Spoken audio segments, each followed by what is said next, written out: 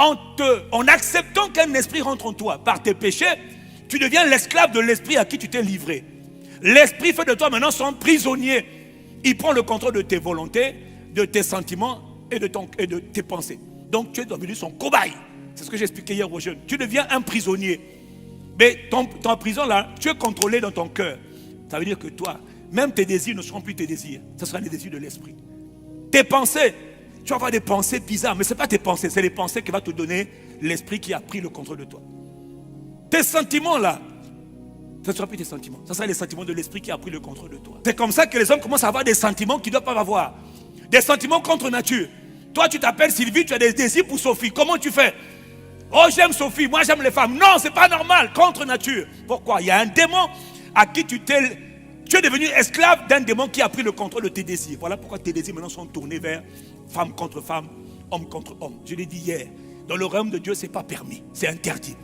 Dans le royaume de ténèbres, tu peux le faire. Dans le royaume de Dieu, impossible, impensable, inconcevable, inacceptable.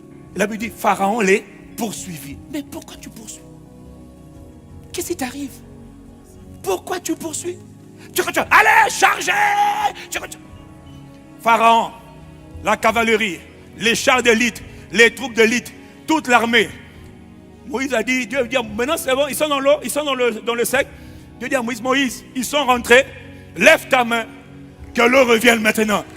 Tout le peuple est passé, la Bible dit, maintenant, oh, la Bible dit, sauvons-nous, sauve qui peut, mais c'est trop tard.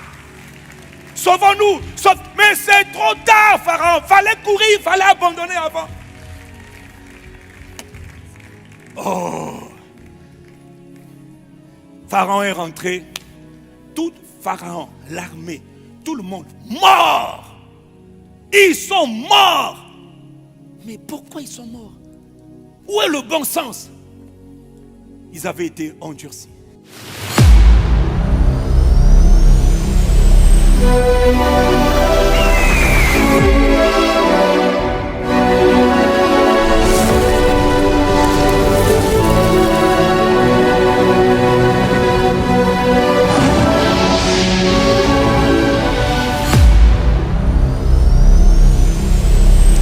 Dis avec moi l'endurcissement. Il dit, celui qui endurcit son cœur tombe dans le malheur. Verset 14 de Proverbes, chapitre 28. Alors le Seigneur me disait ce matin de parler très brièvement, je termine avec ça, de mystère de l'endurcissement.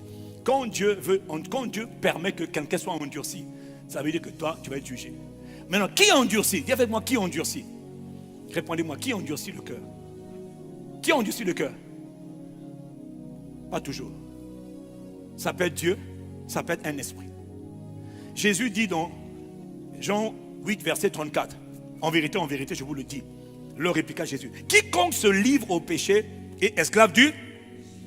Okay. Quiconque se livre, s'abandonne, se donne au péché devient esclave du... Romains 6, verset 16. L'apôtre Paul reprend la parole du Seigneur Jésus. Il dit, ne savez-vous pas qu'en vous livrant à quelqu'un? À qui? À quelqu'un. Ah, là il parle d'un esprit. En vous livrant à quelqu'un, il ne parle pas d'un être humain, il parle d'une entité spirituelle. En vous livrant à quelqu'un comme esclave pour lui obéir, il parle d'une entité spirituelle. Vous devenez esclave de celui à qui vous obéissez. En te livrant à un esprit des eaux, de la forêt, un esprit de mort, un esprit quelconque maléfique, tu deviens son esclave. En acceptant qu'un esprit rentre en toi par tes péchés, tu deviens l'esclave de l'esprit à qui tu t'es livré. L'esprit fait de toi maintenant son prisonnier. Il prend le contrôle de tes volontés, de tes sentiments et de tes pensées. Donc tu es devenu son cobaye. C'est ce que j'ai expliqué hier aux jeunes. Tu deviens un prisonnier. Mais ton prison là, tu es contrôlé dans ton cœur.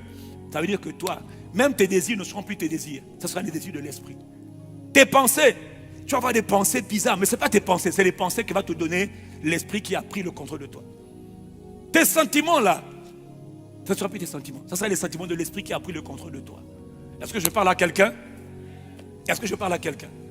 C'est comme ça que les hommes deviennent des otages. C'est comme ça que les hommes commencent à avoir des sentiments qu'ils ne doivent pas avoir. Des sentiments contre nature. Toi, tu t'appelles Sylvie, tu as des désirs pour Sophie. Comment tu fais? Oh, j'aime Sophie, moi j'aime les femmes. Non, c'est pas normal, contre nature. Pourquoi? Il y a un démon à qui tu es devenu esclave d'un démon qui a pris le contrôle de tes désirs. Voilà pourquoi tes désirs maintenant sont tournés vers femme contre femme, homme contre homme. Je l'ai dit hier. Dans le royaume de Dieu, ce n'est pas permis, c'est interdit. Dans le royaume des ténèbres, tu peux le faire. Dans le royaume de Dieu, impossible, impensable, inconcevable, inacceptable. Fais-le, mais dans le royaume des ténèbres.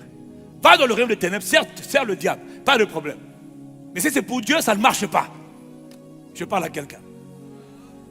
Je parle à quelqu'un. Qu'est-ce qui se passe? L'esprit à qui tu t'es soumis là, vient endurcir ton cœur. Il te pousse à mentir. Il te rend insensible. Il te rend froid. Il te rend inflexible. Tout ton temps est comme dur. Donc les esprits à qui tu te soumets peuvent te rendre dur. Dis Amen. Est-ce que je parle à quelqu'un? Et c'est quand tu deviens dur que la colère de Dieu se déclenche contre toi. Quand tu deviens dur, c'est là que quand quelqu'un a le cœur dur, ça veut dire qu'il est en route vers la condamnation, le malheur, la calamité, la destruction, la dévastation, la ruine. Dès que le cœur de quelqu'un s'endurcit et qu'il ne se repent pas, il est en train d'aller vers la ruine, le malheur.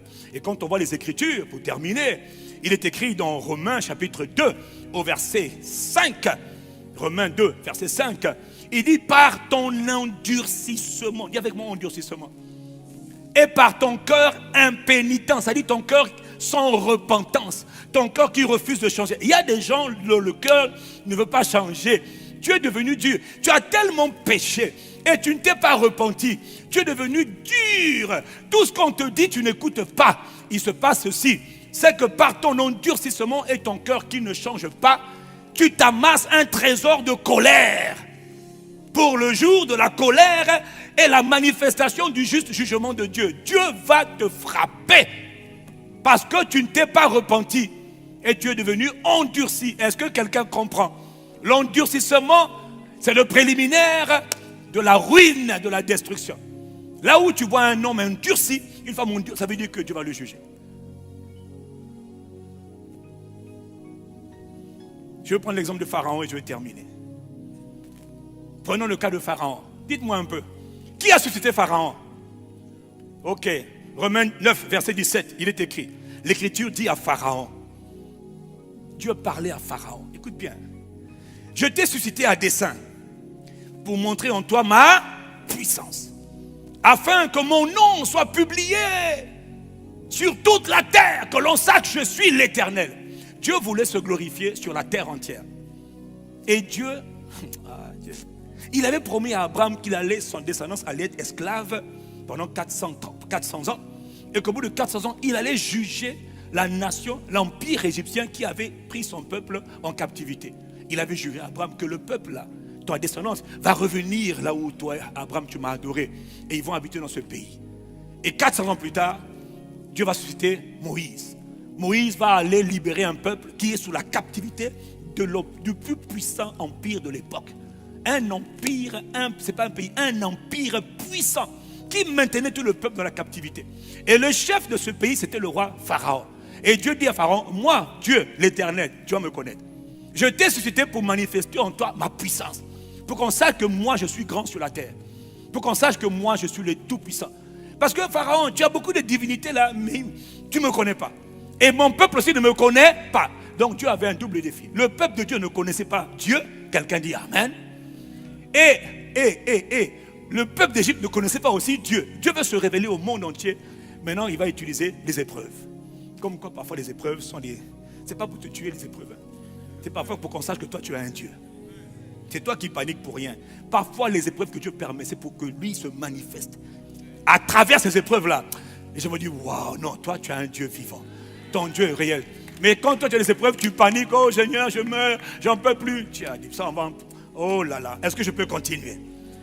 Donc, il dit que mon nom soit publié sur toute la terre. Maintenant, quand Dieu vient parler à Moïse, écoutez dans Exode 4, verset 21. Quand Dieu vient se révéler à Moïse, il dit, Moïse, j'ai une mission là-bas. J'ai un peuple à sauver, je t'appelle. Toi et moi, on va travailler pour aller sauver ton peuple, mon peuple, le peuple d'Israël. Quand Dieu a une mission, Dieu cherche toujours un homme. Amen. L'Éternel dit à Moïse dans Exode 4, verset 21. En partant pour retourner en Égypte, après qu'il est convaincu, parce que Moïse ne voulait pas la mission, et je le comprends. Il y a des missions qui sont difficiles. Et Moïse avait peur, et Moïse a quand même accepté parce qu'il n'avait pas le choix. Quand on craint Dieu, on n'a pas le choix.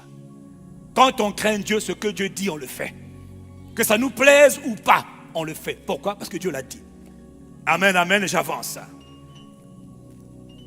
Il dit, vois, tous les prodiges que je mets dans ta main, tu les feras devant Pharaon. Et moi, dis avec moi, et moi, qui parle? Dieu, être spirituel. Un être spirituel, un esprit peut endurcir le cœur d'un homme. Oui, il dit, moi, j'endurcirai son cœur. Il prévient déjà Moïse, hein, dans Exode 4. Il dit déjà à Moïse, Moïse, je t'envoie pour aller sauver mon peuple. Mais ça, c'est une chose. Je veux endurcir le cœur de Pharaon. Et il ne laissera pas aller le peuple. Oh. Donc, au moins, Moïse, non, ne te choque pas. Si tu vois que Pharaon est dur, c'est moi qui l'ai endurci. Il y a une technologie où j'utilise ma puissance pour le fermer, le rendre inflexible. Quelqu'un dit Amen. Moïse part, il rencontre Pharaon. Il dit, laisse aller le peuple. Pharaon dit, toi, tu es qui? Je suis Moïse. J'ai été envoyé par l'Éternel, le Dieu des Hébreux. Il dit, c'est qui l'Éternel? Peut-être que tu ne sais pas qu'ici, il y a plus de 10 puissantes divinités qui ont contrôlé ce pays, qui contrôlent la terre entière. Tu ne connais pas les rats, tu ne connais pas les Osiris. Tu connais nos dieux de la fertilité, le Dieu du soleil, le Dieu de la lune, le Dieu de la terre, le Dieu des eaux. Tu connais, toi tu es malade, toi tu vas me chasser avec un. Moi j'en ai 10, toi tu en as un. Il dit, ok, il n'y a pas de problème. Mais il a dit, laisse aller mon peuple. Pharaon dit, dégage de ma présence. Et puis il a dit, allez, augmentez la souffrance du peuple.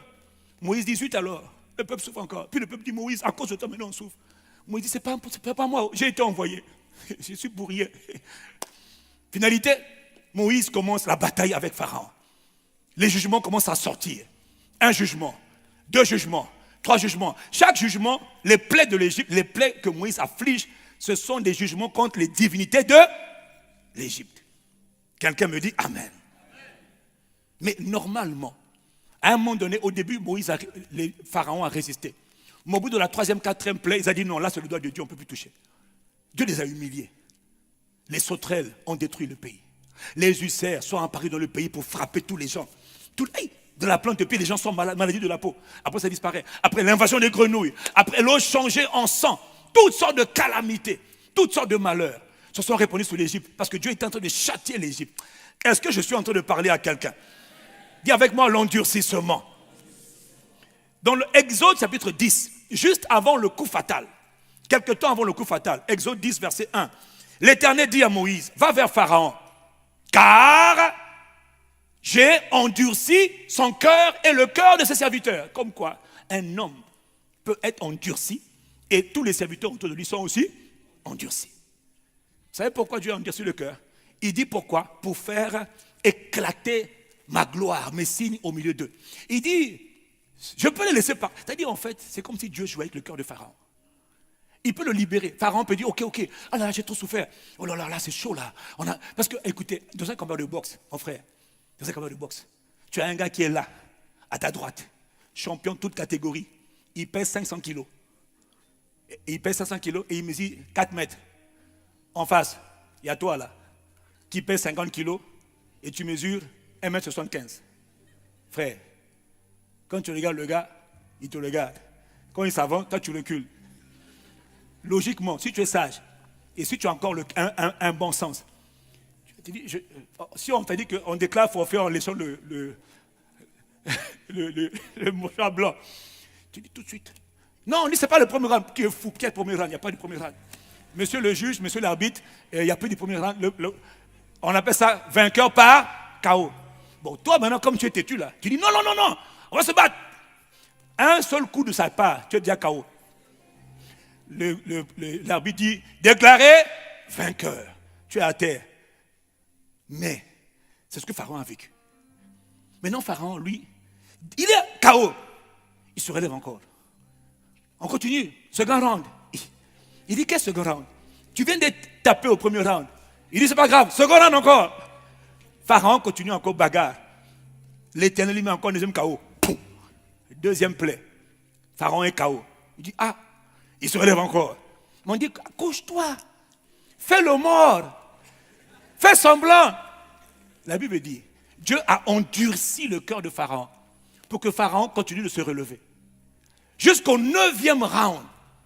Est-ce que je parle à quelqu'un? Je viens dans Exode 10. Il dit c'est pour faire éclater mes signes au milieu d'eux. Au verset 2, il dit, c'est aussi pour que tu racontes à tes fils et aux fils de ton fils comment j'ai traité les Égyptiens. Quel signe j'ai fait éclater au milieu d'eux. Vous saurez que je suis l'Éternel. C'est-à-dire, je vais te donner un coup tellement violent que et toi, et mon peuple, et toute la terre saura que moi, je suis l'inégalable. Je suis l'incomparable. Mais pour ça, il va traiter, il va prendre, il endurcit. Là où Pharaon doit abandonner, Pharaon n'abandonne pas. Son cœur est endurci. Est-ce que vous m'entendez? Maintenant, la 10e plaie, c'est la plaie la plus terrible. Il dit, cette nuit, Pharaon va capituler. Le peuple va sortir. Moïse dit, ah bon? Il dit, oui, cette nuit, ma technologie, là, on ne peut pas rater. Je vais utiliser mon arme fatale. Vous prendrez l'agneau. Vous allez tuer l'agneau. Vous allez prendre le sang de l'agneau. Vous allez mettre sur les portes et sur les poteaux de vos maisons. Parce que l'agneau, là, mais on n'a pas d'argent. Il dit, trouvez, chacun doit se débrouiller pour prendre l'agneau, le tuer et prendre son sang et l'asperger. Cette nuit-là, je vais envoyer le dévastateur. Il dit, il y aura, ça va toucher l'Égypte. Il n'y aura jamais eu un malheur aussi grand qui aura touché l'Égypte. Et la Bible dit que cette nuit-là, quand le dévastateur est arrivé, c'était un ange redoutable et puissant. La mort était dans tout le pays d'Égypte. La mort a frappé tous les premiers-nés. Et le premier-né de Pharaon, et le premier-né de tous les serviteurs endurcis, et le premier-né de tous les animaux. Tout ce qui était premier-né a été tué, a été assassiné. On n'avait jamais entendu autant de cris de souffrance, de douleur, de détresse, d'angoisse, de panique dans tout le royaume égyptien. Dieu a humilié la puissante nation d'Égypte avec toutes ses divinités. Les gars ont seulement constaté que la mort était rentrée. Pharaon, c'était le 10e coup. Bah! Au 10e coup, Pharaon a dit, Moïse, prenez ton peuple, sortez. Et peuple, donnez-leur l'argent, l'or, les diamants, tout ce qu'on a. La Bible dit, ils ont dépouillé les Égyptiens. Un peuple pauvre s'est retrouvé en 24 heures abondamment riche. Parce que Dieu avait tourné le cœur des Égyptiens. Non seulement ils avaient peur du peuple de Dieu, ils avaient peur du peuple de Dieu, mais ils avaient peur de Dieu. Il dit, ce Dieu-là est trop fort. Partez, partez, que Dieu vous bénisse. Allez, sortez de notre pays, allez. 430 années de captivité ont été arrêtées en une nuit. Parce que le 10e coup KO avait été donné. Normalement, Pharaon aurait dû capituler même au 5e coup. Mais il n'a pas capitulé. Pourquoi? Dieu voulait le juger. Quand tu es endurci, il va te juger. Si tu ne te réponds pas, il va te juger. Est-ce que je parle à quelqu'un? Maintenant, le plus terrible, c'est qu'au 10e coup, c'est fini. Il y a 10 rounds. Ils sont sortis. Regardez la suite. La Bible dit, dès que le peuple sort, Pharaon dit, oh, au lieu de dire, ah là, on a trop souffert, hein, qui est fou? Allez pour vous. Hein. Il se lève et dit, qu'est-ce qu'on a fait? La Bible dit que Dieu a encore, parce que Dieu voulait les détruire totalement. Et Dieu avait son plan en plusieurs phases. Dieu est un stratège. Hein. C'est-à-dire, il avait fait son plan. Donc, sortez. Maintenant, quand eux, ils sortent, ils vont, quand ils sortent de partir, et là, il dit que Pharaon se réveille. Il dit, mais qu'est-ce qu'on a fait? Oh, pourquoi on les a laissés partir? Qu'est-ce qui m'a pris? Pharaon, son cœur encore a été endurci. Dans Exode 14, il dit, verset 4, Dieu avertit Moïse. C'est Moïse qui était dans l'intimité. Le peuple ne connaissait rien de tout ça. Tout ce que je parle. Le peuple, oh, on est libre. Il ne sait pas que derrière, il y a un gars qu'on appelle Moïse, qui est l'ami de Dieu, qui négocie avec Dieu et qui a les révélations directes de la part de Dieu. Dieu dit à Moïse, je vais endurcir, verset 4, le cœur, j'endurcirai encore le cœur de Pharaon et il va les poursuivre. Mais comment tu peux les poursuivre? On vient de te mater correctement. Tu as tellement de bobos, de sang, tu as été humilié. Tout le monde a vu que tu es humilié. Mais il va encore poursuivre celui qui l'a humilié. Est-ce que c'est sérieux? Dis avec moi l'endurcissement. Dis avec moi l'endurcissement. Il les poursuivra, mais Pharaon et toute son armée serviront à faire éclater ma gloire. Et les Égyptiens sauront que je suis l'Éternel. Tout ce que Dieu voulait, c'était la grandeur de son nom. La réputation de son nom. Et pour cela, il a utilisé Pharaon. Dis Amen. Est-ce que je parle à quelqu'un aujourd'hui? Et au verset 17, il dit, je vais endurcir le cœur des Égyptiens pour qu'ils rentrent. Bon, alors là, honnêtement, quand vous voyez le récit, c'est juste pas normal. Ça n'a aucun sens. Le gars, il prend ses chars, ses soldats d'élite, toute sa cavalerie, et ils poursuivent ceux qui les ont humiliés. Et quand ils poursuivent, comme le peuple aussi ne voit rien, le peuple commence à crier « Ah, ils sont derrière nous !» L'ange de l'Éternel, qui conduisait le peuple, bascule maintenant à l'arrière. Et il met sa présence. Il y a eu un mur de séparation entre l'armée égyptienne et le peuple. Et pendant que le peuple était devant, la Bible dit Moïse leva la main. Il ordonna à la mer de s'ouvrir. Frère, tu vois la mer s'ouvrir à gauche, à droite. Plus tout est sec. Le peuple commence à marcher. À la place de Pharaon, toi-même, tu aurais dit, les gars, repartons au pays, on va mourir ici, là. À la place, s'il était normal, il allait dire, les gars, demi-tour, on va tous mourir ici, demi-tour. Eux, ils voient que la mer s'est ouverte. Ils voient qu'il y a un feu qui les empêche de traverser. Et ils sont en train d'attendre. On va traverser. Mais qu'est-ce qui vous arrive? Mais abandonnez! L'armée là, attendez. Et quand le peuple a traversé, pendant qu'ils sont en train de traverser, la Bible dit maintenant, le mur là s'enlève. La Bible dit, Pharaon les poursuivit. Mais pourquoi tu poursuis? Qu'est-ce qui t'arrive? Pourquoi tu poursuis? Allez, chargez! Pharaon, la cavalerie, les chars d'élite, les troupes d'élite, toute l'armée. Moïse a dit, Dieu dit, maintenant c'est bon, ils sont dans l'eau, ils sont dans le sec. Dieu dit à Moïse, ils sont rentrés, lève ta main, que l'eau revienne maintenant. Tout le peuple est passé, la Bible dit, maintenant, oh, la Bible dit, sauvons-nous, sauve qui peut, mais c'est trop tard. Sauvons-nous, mais c'est trop tard, Pharaon, fallait courir, fallait abandonner avant. Oh, Pharaon est rentré, tout Pharaon, l'armée, tout le monde, mort. Ils sont morts. Mais pourquoi ils sont morts? Où est le bon sens? Ils avaient été endurcis. Parce que Dieu voulait les juger. Quelle est la leçon, frère? Ne laisse pas ton cœur être endurci. Parce que tu ne crains pas Dieu. Ce qui arrive à Pharaon peut arriver à tout le monde. Ce qui arrive à l'armée de Pharaon peut arriver à tout le monde. Dieu peut endurcir le corps de tout un pays. De tous les habitants du pays. Parce que vous ne voulez pas lui plaire. Vous ne voulez pas le craindre. Celui qui ne veut pas craindre Dieu prend le risque de se retrouver endurci. Et si tu es endurci, frère, tel qu'on te voit là, on ne te reconnaîtra pas. Moi, je prie pour toi, que Dieu t'accorde la grâce de le craindre. Que ce qui est arrivé, que tu ne sois pas endurci au point de ne pas voir le bon sens. Au point même de ne pas avoir peur de Dieu. Puis tu t'engages dans le malheur. Mais comment Pharaon sont morts? Parce qu'ils ont été endurcis. Est-ce que Dieu a parlé à quelqu'un ce matin? Dis avec moi, Père.